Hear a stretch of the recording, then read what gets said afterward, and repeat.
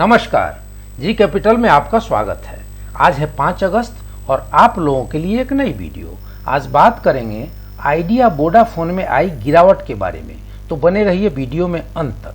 Friends, जैसा कि आप सबको पता है कि एक तरफ तो AGR ड्यूज की समस्या के साथ वोडाफोन आइडिया जूझ रही है, लेकिन दूसरी बात हो सकता है कि आपको न पता हो कि वोडाफोन आइडिया एक किस्म के प्रोपगंडा वार का भी शिकार हो रही है। प्रोपगंडा वार में भारतीय एयरटेल भी लगभग शहीद होते होते बची थी, जब उसके शेयर प्राइसेस लगातार लोअर बटम लोअर हाई बना रहे थे, किंतु उसका मैनेजमेंट परिस्थितियों से बाहर ही नहीं आया, बल्कि आपने देखा कि इसको इतने अच्छे से संभाला कि पिछले मई महीने में इसने ऑल टाइम हाई भी बनाया। तो फ्रेंड्स, अब आप यह जानना चाहेंगे कि वोडाफोन आइडिया से जुड़े वीडियो में भारतीय एयरटेल के प्राइस मूवमेंट की चर्चा क्यों हो रही है।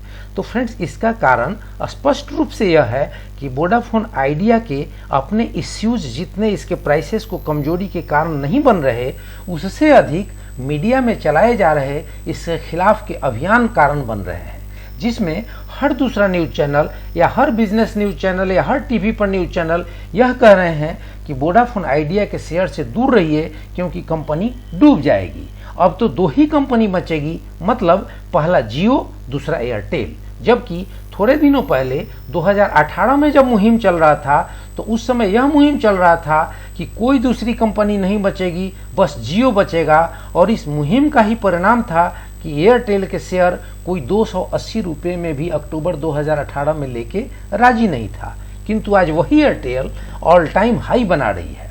मतलब साफ है कि प्रचार वार कहीं न कहीं वोडाफोन आइडिया के शेयर प्राइसेस को ड्राइव कर रही है।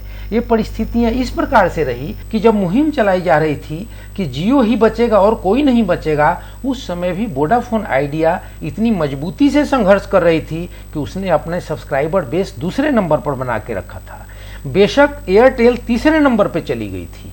तो फ्रेंड्स, अब दूसरी बात जो मुझे कहना है आप लोगों से, वो ये कहना है कि सुप्रीम कोर्ट में प्रत्येक ड्यू डेट पर अपने AGR के भुगतान की रसीद पेश करना वोडाफोन आइडिया को अपने बिजनेस को चलाने के प्रति गंभीरता को अवश्य ही दिखाता है। रही बात आरपू कम होने या सब्सक्राइबर्स कम होने की, तो सच्चाई यह है कि इन वर्तमान तीनों कंपनियां या चारों कंपनियों के सब्सक्राइबर बेस में इतना फर्क नहीं है कि किसी कंपनी के शेयर प्राइसेस ऑल टाइम लगा रहे हों और कोई शेयर अपने ऑल टाइम हाई लगभग 121 रुपये से नीचे गिर करके 8 रुपये या 3 रुपये पर ट्रेड करने के लायक हो जाए। मतलब साफ है कि ये सारी परिस्थितियां ऑल अबाउट परसेप्शन से अधिक घिरी हुई दिख रही हैं। अब अगर सब्सक्राइबर बेस के डाटा को आप देखेंगे तो आपको चीज़ें स्वयं ही स्पष्ट हो जाएंगी। इन सारी परिस्थितियों के बाद भी जो 30 अप्रैल को ट्राई की तरफ से डाटा आया है, उसमें बताया गया है कि जियो के पास 398.30 मिलियंस के साथ 33.85% मार्केट शेयर है और एयरटेल 322.55 मिलियन सब्सक्राइबर के साथ 28.06% का मार्केट शेयर होल्ड करता है। अब वोडाफोन की बात जब कर रहे हैं, तो वोडाफोन 314.62 मिलियन सब्सक्राइबर के साथ 27.37% का मार्केट शेयर होल्ड कर रहा है। तो फ्रेंड्स, अब देखिए यहाँ पे भारतीय एयरटेल और वोडाफोन के मार्केट शेयर के जो परसेंटेज है, उसमें 1% तक का भी फर्क नहीं है, मुश्किल से 0.69% का फर्क है। तो लगभग दोनों कंपनियां बराबर की स्थिति में हैं। इसके बावजूद ऐसी परिस्थिति बन रही है। एक तीसरा डाटा भी आपको दिखाऊंगा कि महानगर टेलीफोन लिमिटेड, जिसकी मार्केट कैप मात्र 576.45 करोड़ है, उसकी भी करंट प्राइस लगभग 9 रुपये 15 पैसे की है और वोडाफोन से इसकी भी स्थिति अच्छी है, जिसकी 52 वीक की हाई है वो 13.32 की है और 52 वीक की लो 4 रुपये 45 पैसे की है। जबकि आप स्पष्ट रूप से देख सकते हैं कि यहाँ पर वोडाफोन का 52 वीक की अगर हाई की बात करें तो 12 रुपये 60 पैसे और 52 वीक की लो 2 रुपये 40 पैसे की। तो जो महानगर टेलीफोन निगम लिमिटेड अपनी पूरी होल मार्केट शेयर में मात्र 0.29% का सब्सक्राइबर होल्ड करता है, उसके प्राइसेस भी इतने कमजोर नहीं है, उसकी मार्केट कैप भी कम है, उसकी बुक वैल्यू भी कम है, इसके बावजूद भी उसकी हालत इतनी खराब नहीं है जितनी वोडाफोन की खराब है। तो कहीं ना कहीं ये स्पष्ट होता हुआ दिख रहा है कि ये सारी बातें, जैसा कि मैंने पहले बताया, कि ऑल अबाउट परसेप्शन चल रही हैं और जानबूझकर के वोडाफोन के खिलाफ एक अभियान चल रहा है। तो फ्रेंड्स, यह रही मेरी तरफ से एक छोटी सी एनालिसिस जिसमें मैंने वोडाफोन आइडिया के प्राइस के अन्य कंपनियों की तुलना में कम होने की वजहों पर चर्चा की। अब बात करते हैं कि वोडाफोन आइडिया के फ्यूचर के बारे में, इसके बिजनेस के फ्यूचर के बारे में। तो अभी जो मैंने सब्सक्राइबर डाटा दिखाया वह अगर आप 8 मार्च के आसपास देखते तो जैसा मैंने अभी भी बताया कि भारती एयरटेल तीसरे नंबर पर था। मतलब जो भारती एयरटेल आज दूसरे स्थान पर है वह मार्च 8 तक तीसरे स्थान पर थी, और आज अगर दूसरे स्थान पर है भी तो थोड़े ही मार्जिन से।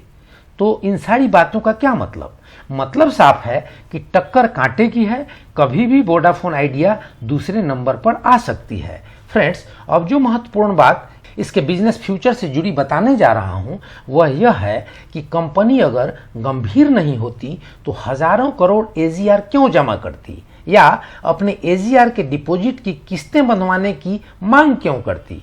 इसके बाद जो अंतिम बिंदु मेरे एनालिसिस का सबसे महत्वपूर्ण पार्ट है कि ओवरऑल वोडाफोन और आइडिया के प्रोमोटर्स में से आइडिया के प्रोमोटर्स आदित्य बिरला जी के पास भारत में व्यवसाय करने का अपार अनुभव तथा आवश्यक फंड रेजिंग की अपार क्षमता है, जो कि उनके बिजनेस को अच्छे से संभाल सके। तो फ्रेंड्स, ये रही मेरी वोडाफोन आइडिया के बारे में एक एनालिसिस, जिससे आप वोडाफोन आइडिया के खिलाफ हो रहे दुष्प्रचार को समझ सकें और आप यह समझ सकें कि वोडाफोन आइडिया का जो मैनेजमेंट है वह रियली अपने बिजनेस के प्रति सीरियस है या नहीं है। इन चीज़ों को स्पष्ट हम कर सकें। तो इन सारी चीज़ों को जब हमने यहाँ पे चर्चा किया तो आपको बहुत सारी चीज़ें मिली होंगी, बहुत सारे फैक्ट्स एंड फिगर्स मिले होंगे। तो उन चीज़ों के आधार पर आप भी एक अपनी तरफ से एनालिसिस करें, अपनी तरफ से एक रिसर्च करें, और हमारे पीस ऑफ इंफॉर्मेशन के आधार पर आपकी एनालिसिस, आपकी स्टडी अगर सपोर्ट करती हो तो ही आप इस कंपनी के शेयर प्राइसेस में निवेश संबंधी कोई निर्णय लें। और आपकी एनालिसिस अगर कहती हो कि नहीं, हम मेरे द्वारा बताया गया एनालिसिस बिल्कुल बेकार है, तो आप बिल्कुल ठीक समझ रहे हैं, क्योंकि पैसा है आपका तो निर्णय भी है आपका। फ्रेंड्स, वीडियो अगर आपको पसंद आई हो तो लाइक शेयर सब्सक्राइब करें और बेल आइकन बटन प्रेस करना ना भूलें, ताकि ऐसी इंफॉर्मेटिव वीडियो सबसे पहले आप तक पहुंचे। जय हिंद, जय भारत।